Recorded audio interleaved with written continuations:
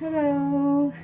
Update na po ta guys. Just done my 15 minutes na workout. So since night shift man ko sa akong duty sa hospital. So pag-abot ako ganyan mga 8 AM kay 12 hours man ang among duty. Then 7 to 7. So niabot ko din sa balay mga 8 na to siya. Then pag-abot na ako,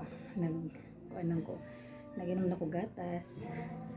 Then usa ka pandesal, marang gikaon din natulog.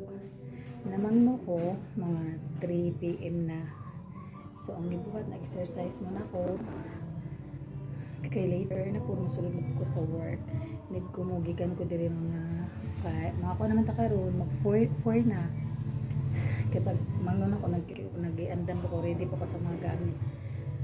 So, after aning exercise, mag-rest muna ko sa mga half hour.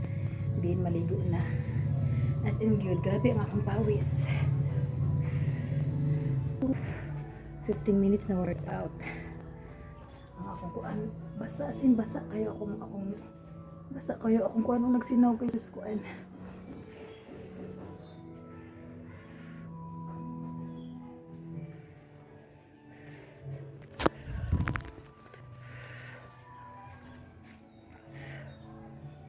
Tutosing at kanindot sa paminaw o simpon patag maayo. Ay, nagsinaw gid akong kuan.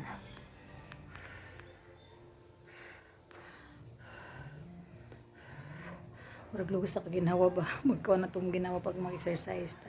Muna nakalisod og kuan na sobra na papat sa atong lawas. So kailangan gyud i-maintain gyud nato ang pag-exercise.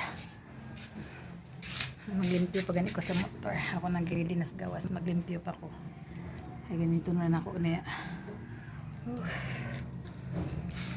Ay, grabe ako pawis. No, mag-rest muna ta mga half hour. Kay hindi pwedeng maligo ta dahil nagika na exercise.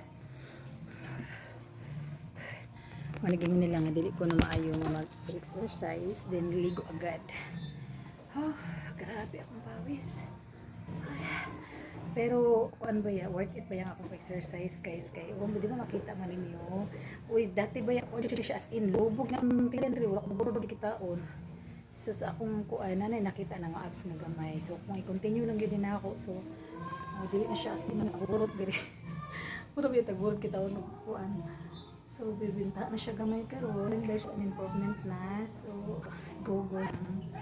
Maniging sakripisyo gyud.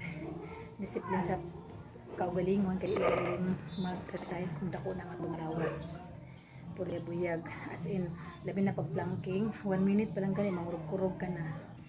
So matug yung buhaton isiluti na to nga mag-exercise gyud ta. Tabisa na lang kuan. Kung kulang sa time so 5 minutes it's enough na.